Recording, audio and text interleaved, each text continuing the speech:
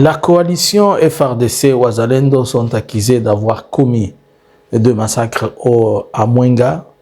Aujourd'hui, nous sommes le 21 septembre 2025. La chose s'est passée le 20 septembre 2025 à Mwenga. Le ministre de l'Éducation nationale et de la nouvelle citoyenneté a présenté hier ce qu'elle a appelé les e-diplômes, c'est-à-dire les diplômes électroniques pour ceux qui ont passé l'examen en 2020, la session 2024 à 2025, et qui, selon les sources, disent qu'on peut le retrouver sur diplôme.cd. Alors, il y a une bavure qui est en train de se passer de Wazalendo dont je vais vouloir à ce que l'on essaie un peu de tout suivre. Abonnez-vous, partagez, restez connectés, laissez-nous des likes. Vous savez que si vous nous laissez des likes et des commentaires, des cœurs, vous permettez à ce qu'ils soient référencés. Surtout, partagez à tout le monde de nous suivre sur Analysons Congo YouTube et Facebook, ainsi que Twitter. Ne manquez pas de nous suivre sur Eke News sur TikTok. Alors, suivons d'abord cette vidéo. Huyu mtu tunamaliza huu hapa ni guide wa M23. Kama M23 ilifika msalaba, njo msalaba hii. Mimi namuua hapa. Sangapi? 14 hii. Mimi namupiga masasi saa hii. Hakupigwa, haiko babandi, mimi njo namupiga masasi. Sina muda ya kufunga tena traitor wa M23. Sina kasho. Unaona? Namupiga saa hii 14 mbele ya population. Mbele ya population njo hii. Naona? Namupiga masasi ni kama M23 ilifika leo msalaba ni juu yake. Na najitumainia hata fanya nini? Hatutamfanya kitu. Papa kuya na wewe upane hata ushuhuda. Alisha niandikisha kwa M23 sasa mimi mimi naweka bazalendo anapana balako yangu yote na familia yangu yote sasa mimi naweka bazalendo. Sasa mimi naweka masilaha ya bazalendo yote. Umwa kufe basi fali aenda na uishi. Eske tunaparamia huyu papa? Hapana mumparamie. So nani population yote na hiyo. Mimi nawaza hapa shie kazi yetu tulibambia kila mmoja anaingia anapenda kupata makuta kinguvu. Tutamuua. Raia tunaparamia huyu bwana. Nauliza tunamuparamia?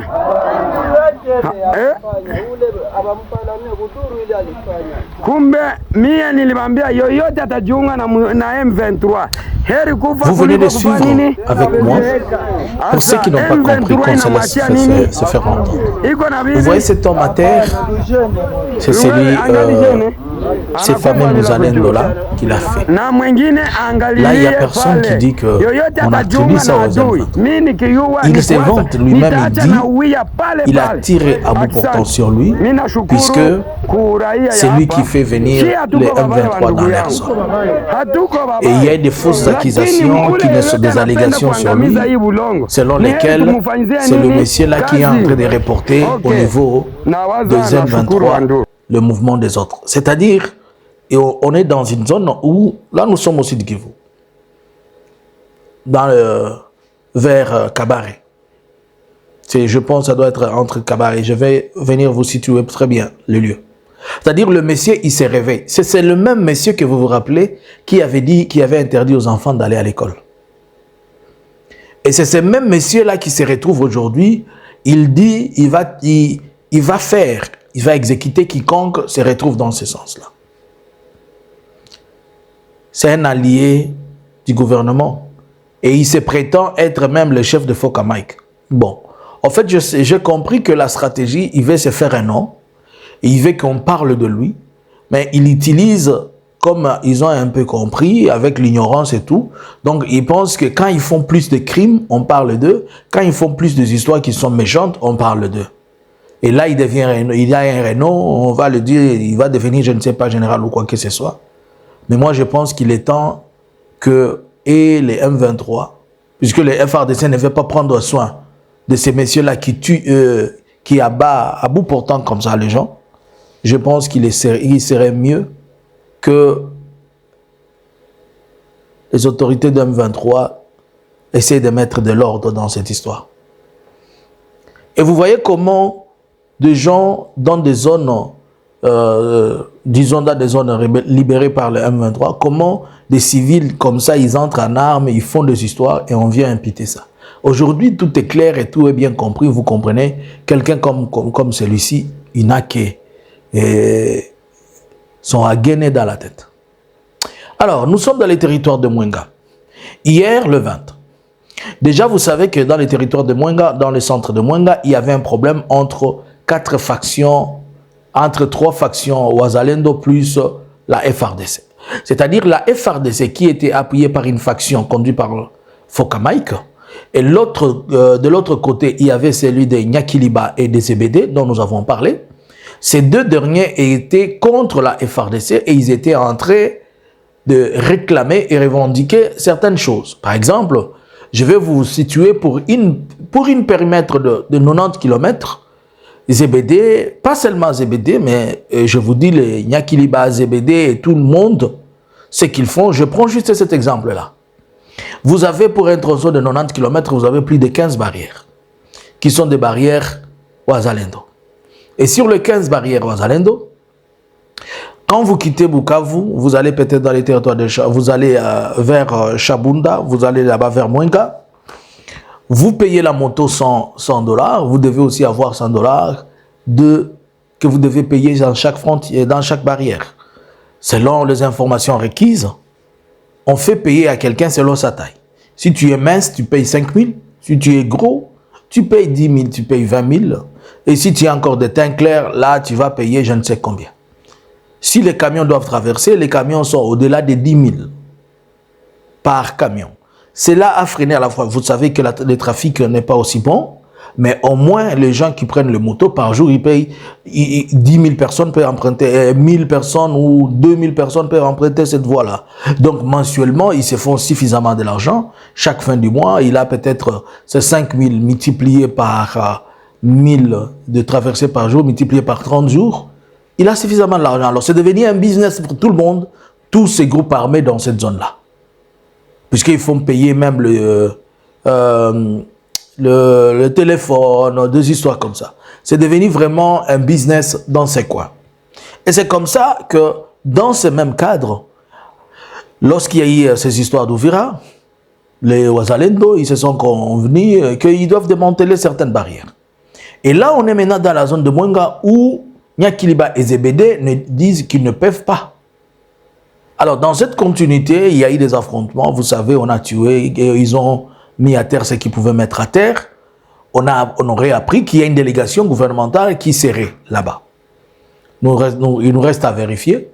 Mais hier, subitement, on ne sait même pas pour quelle raison encore. D'abord, on a appris que le chef coutumier, à savoir le chef coutumier du nom de Kalenga, du nom de Mwami Kalenga Lycien, a été menacé par Nyakiliba de mort et il serait en fuite. Il a fui pour se protéger. La FRDC ne peut pas non plus le protéger. Les zones dans lesquelles ils sont, ils ne peuvent pas les protéger. Et hier, les FRDC et leurs coalisés, ils ont massacré 6 personnes. 6 personnes et les images sont vraiment affreuses. Mais toute la question, pourquoi la FRDC a fait ça avec ses coalisés? Que ce soit les Wazalendo, que ce soit la FRDC, qu'est-ce qui s'est passé? Certaines personnes parlent déjà des massacres de Mwenga. Il nous reste à vérifier pourquoi la FRDC a fait cela. Nous savons que comme nous venons d'alerter, ils vont venir avec un communiqué pour contredire, au lieu de faire des enquêtes pour trouver c'est quoi la bonne raison. Quand il s'agit, c'est pourquoi je demande toujours à ceux qui s'appellent soi-disant ONG, quand il s'agit d'autres personnes, ils sont les premiers à crier. Et quand il s'agit d'autres partis, ils deviennent aussi, on ne sait pas, fragiles ou bien deviennent froids comme si on a fait ce que je ne sais pas. Mais aujourd'hui, je vais commencer à vous faire le topo de chaque de ces bandits que nous appelons ceux qui prétendent être les défenseurs. Ils ne sont pas des défenseurs aussi longtemps qu'ils tuent la population. Puisque vous ne pouvez pas défendre quelqu'un que vous venez tuer. Vous voulez me défendre à me tuer. Ça veut dire quoi? Les autres, quand ils prennent les armes, c'est pour protéger leurs frères. Mais quand vous prenez les armes, c'est pour tuer vos propres frères. Vous vous faites voir d'abord que vous êtes suffisamment fort en tuant vos frères. Ce n'est pas ça. Si vous êtes fort, allez tuer votre ennemi. Votre ennemi, ce n'est pas la population. Wazalendo, aduyenu haiko si raia. Aduyenu unasema ni M23. Si mtu mpiga na M23 basi. Aye unasema sema mnakia kutulinda na mko natuua. Ni bitu gani ile? Bali batu be munaua mwenga mulibauia nini? Mwe na FARDC munabauia nini? Batu be walikufa mwenga jana, munabauia nini? Il y a aussi d'autres massacres, il y a aussi d'autres personnes qui ont perdu la vie dans le Grand Nord, encore hier, vers Beni. Mais il est yoté. La question que moi je suis en train de me poser, comment la FARDC a des Sukhoi? Il a des SH-4, des drones. Mais les drones de la FARDC, les Sukhoi de la FARDC, ne sont pas à mesure de bombarder les ADF Nalou, ne sont pas à mesure de maîtriser les Codeco, mais ils ne sont qu'à mesure de pouvoir être orientés sur l'Alliance Fleuve Congo bar M23. C'est-à-dire, c'est l'Alliance Fleuve Congo qui est une insécurité, les Codeco et les ADF sont une protection pour nous. Comment vous avez des drones qui ont la facilité d'aller prendre les images, la cartographie, je ne sais quoi, dans les zones AFC, mais le même drone ne peut pas faire le même boulot pour protéger sa propre population dans les zones où les ADF tirent. C'est-à-dire pour vous, comme les ADF menacent la population, ils ne menacent pas votre pouvoir, ça ne vous dérange pas. Comme les ADF ne dérangent pas le pouvoir de Félix, ils tuent la population, ça ne les dérange pas. C'est pourquoi 120 personnes peuvent être tuées, et 300, 400, ils ne se dérangent pas.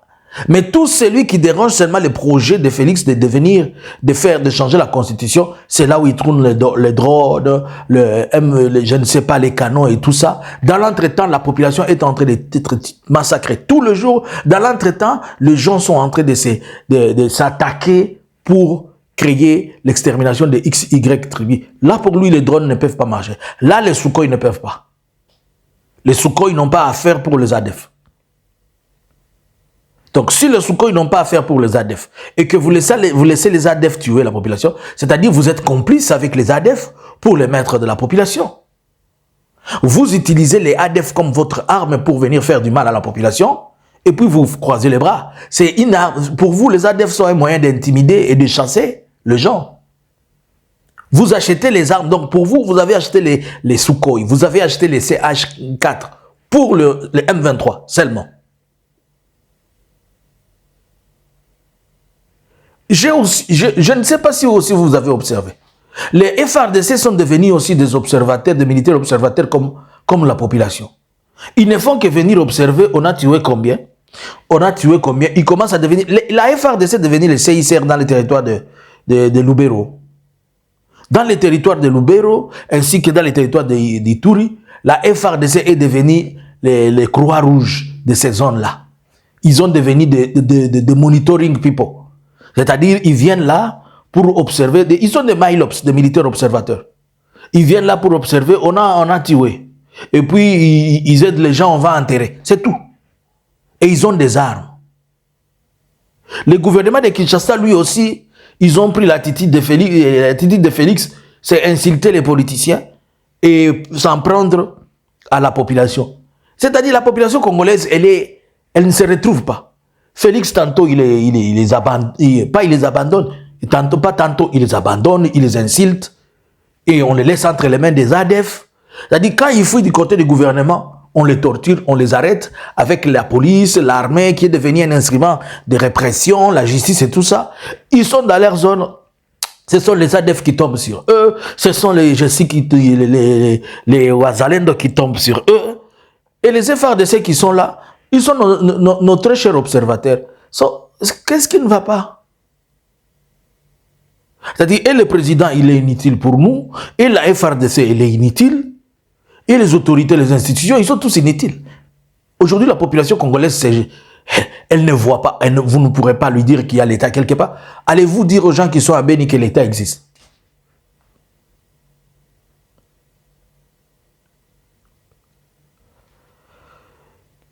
J'espère qu'au moins, ils vont nous expliquer. La ministre de l'Éducation nationale et de la nouvelle citoyenneté, elle a présenté le e-diplôme, le projet de e-diplôme. C'est-à-dire, pour cette année, vous allez avoir des diplômes électroniques. Vous n'avez plus besoin d'attendre je ne sais quoi. Vous entrez seulement sur le site qu'ils ont dit, vous trouvez les diplômes. Bon, je ne vais encore rien dire. Mais je veux vous dire seulement les petites choses que j'ai observées. Ils nous disent que vous pouvez retrouver ça sur Android ou iOS. C'est-à-dire, pour les gens qui utilisent les téléphones avec l'application de Apple, vous allez sur iOS. Et vous autres qui utilisez la technologie d'Android, vous venez sur les Android, allez sur le Play Store, ou bien je ne sais pas comment vous appelez votre truc là chez Apple, et vous allez télécharger. Mais si tu prends ce qui t'ont dit là, diplôme.cd, ce site-là, il est introuvable sur le moniteur de recherche. Segundo, ces mêmes applications-là, il n'est même pas sur Android, sur iOS. Le problème, c'est que ont-ils informé des choses qui ne sont pas encore en train d'exécuter? C'est un projet à venir au corps. C'est-à-dire, même le ministère de l'Éducation, qui est censé nous éduquer, il n'est même pas éduqué. La ministre de l'Éducation, qui est censée nous éduquer, le voilà, ils nous font passer de mauvaises informations et une mauvaise éducation, de mensonges. C'est-à-dire, même l'éducation nous déséduque, si ces mots-là existaient. Même l'éducation congolaise nous ment. Je n'ai rien dit pour les soi-disant diplômes électroniques.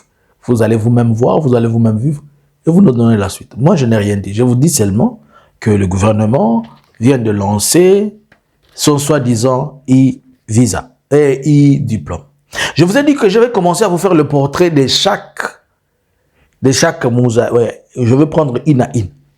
Aujourd'hui, je vais vous faire le portrait de celui qu'on appelle Zebedé. C'est Mouzalendo la Zebedé.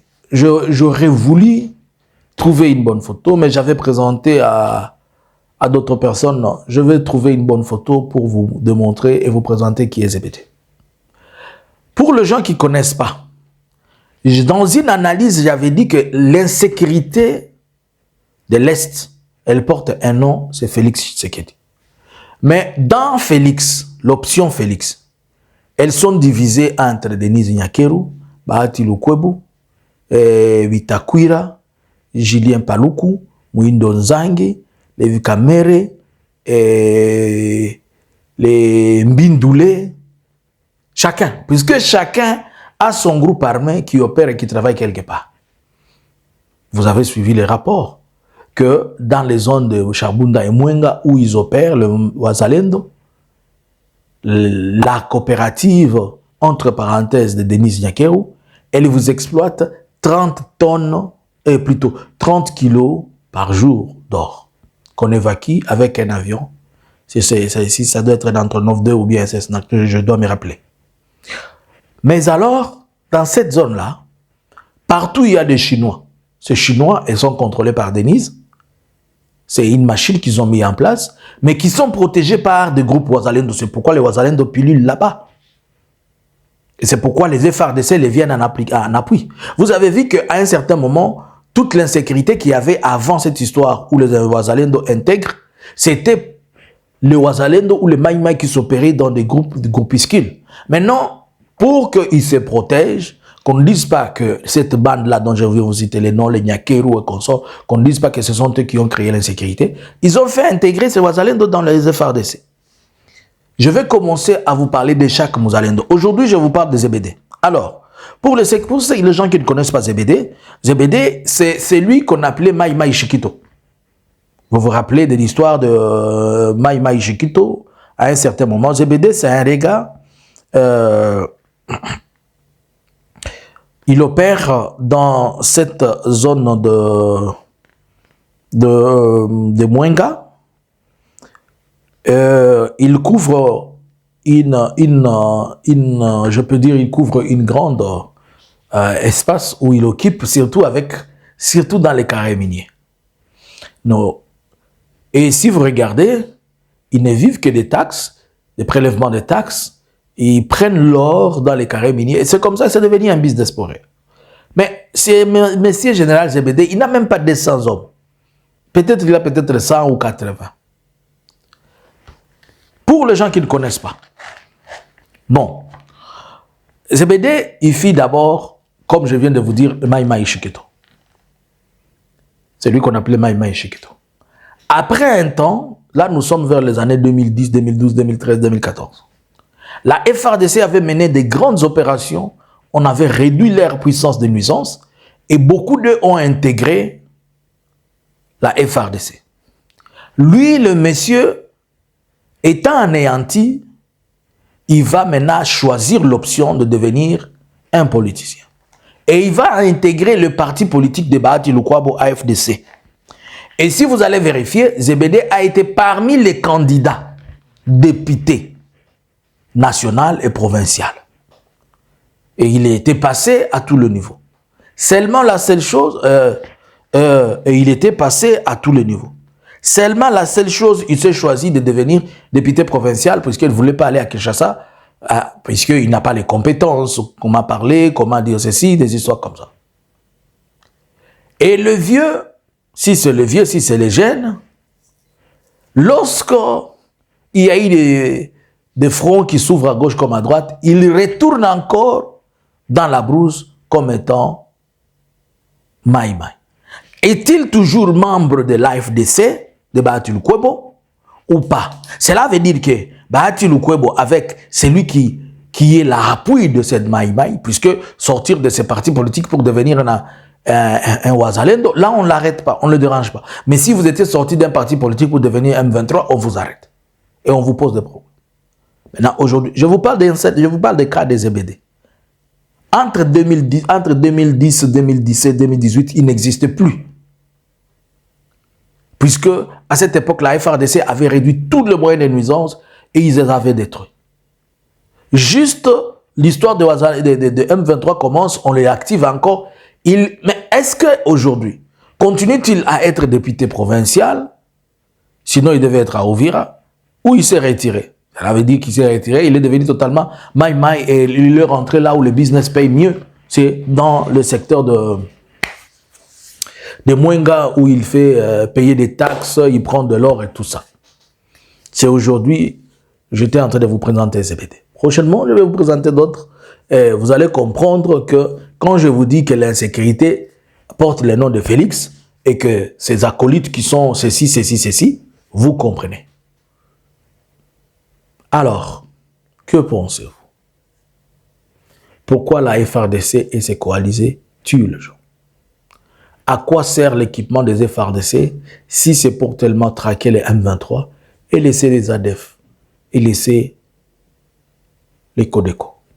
La FARDC est-elle devenue une plateforme de Croix-Rouge, de militaires observateurs ou comment? À vous les claviers. Bonjour, bonsoir. Analysins Congo subscribers.